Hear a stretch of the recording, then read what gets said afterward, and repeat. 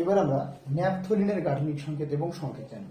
Naphthalene হচ্ছে C10H8, এটা হচ্ছে ন্যাপথলিন।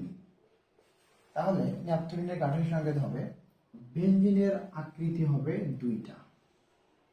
বেঞ্জিনের আকৃতি হবে কয়টা? দুইটা। তাহলে এই বেঞ্জিনের আকৃতি কয়টা হবে? এখানে দুইটা হবে। এদিকে সরাই দিই, ভালো হবে এই বিষয়টা।